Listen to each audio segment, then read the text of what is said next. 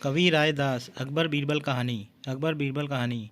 आगरा शहर में एक अमीर व्यक्ति रहता था, लेकिन वह बहुत कंजूस था। बहुत से लोग प्रतिदिन उसके घर के बाहर भीड़ लगाते और उससे कुछ दया की उम्मीद करते, लेकिन उन्हें निराश होकर लौटना पड़ता।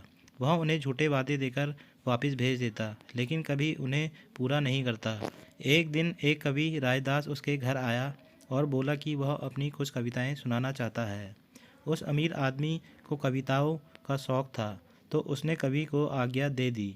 रायदास ने एक एक कर अपनी कविताएं सुनाईं। अमीर आदमी को सब सुनकर अच्छा लगा, विशेषकर इसलिए क्योंकि वे कविताएं कवि ने अमीर आदमी पर लिखी थी। उन कविताओं में अमीर आदमी की तुलना धन के देवता कुबेर से की थी। उन दिनों यह चलन था कि अमीर आदमी और राजा कवि को उनकी प्रेरणा के लिए उन्हें इनाम देते थे, क्योंकि गरीब कवियों की कमाई का यही जरिया था।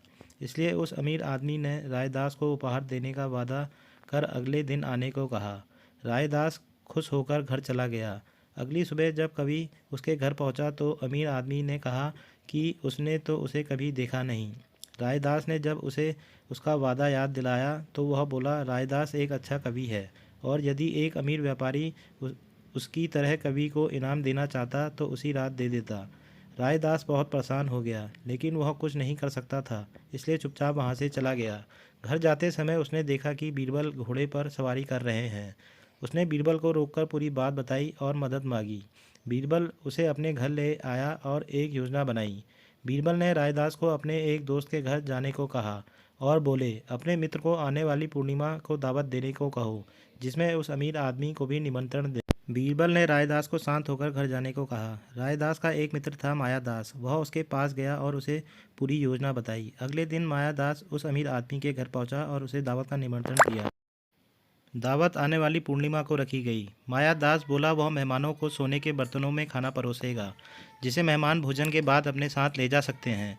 अमीर आदमी को यह सुनकर बड़ा अच्छा लगा। पूर्णिमा के दिन सूर्यास्त के बाद वह अमीर आदमी मायादास के घर पहुंचा और यह देखकर हैरान रह गया कि वहां पर रायदास के अलावा कोई मेहमान नहीं था। उन्होंने उसका स्वागत किया और बातचीत शुरू की। अमीर आदमी खाली पेट आया था और उसकी भूख धीरे धीरे बढ़ती जा रही थी। रायदास और मायादास ने उसके आने से पहले ही भोजन किया था। आखिर आधी रात को अमीर आदमी की भूख बर्दाश्त से बाहर हो गई, तो उसने मायादास को खाना परोसने के लिए कहा। मायादास अचंभित होकर बोला, वह किस भोजन की बात कर रहा है? अमीर आदमी ने उसे याद दिलाया कि उसने उसे भोजन के लिए निमंत्रण दिया था। अब रायदास ने उसे निमंत्रण का प्रमाण मांगा। अब उस व्यक्ति के पास कोई उत्तर नहीं था। तब मायादास बोला, उसने उसे केवल खुश करने के लिए निमंत्रण दिया था। वह कहने लगा कि जो दूसरे लोगों के लिए कुछ अच्छा नहीं कर सकते, उन्हें दूसरों को दुख भी नहीं देना चाहिए। उसने अमीर आदमी को कहा, इतने इसमें बुरा मानने की ज़रूरत नहीं है। उसी समय बीरबल कमरे में आए और अमीर आदमी को रायदास के प्रति अपने व्यवहार की याद दिलाई। अमीर आदमी ने अपनी गलती मानकर क्षमा मांगी। वह बोला, रायदास एक अच्छा कवि है और उसने कोई इनाम नहीं मांगा था। उसने स्वयं उसे उपहार देने का वादा किया था और फिर उससे चालाकी की।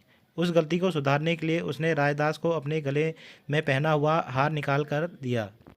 फिर सबने इकट्ठे बैठकर भोजन किया। रायदास ने बीरबल की प्रशंसा की और उसको धन्यवाद दिया। बादशाह अकबर ने भी रायदास को दरबार में बुलाया और इनाम दिया।